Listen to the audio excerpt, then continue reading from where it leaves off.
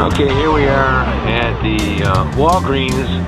As you can see, it's a Walgreens over here at the corner of Harlem Avenue, and I guess this is Forest Preserve Drive. There we go. They think it's okay to take and sell something that's going to full of toxins, either mercury or trimerisol.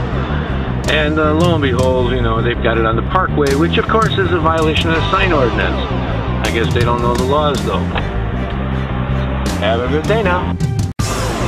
And here we are on the other side. Now we're on Harlem Avenue directly. And as you can see, this shows that there's the flu shots and there's Walgreens on the Parkway.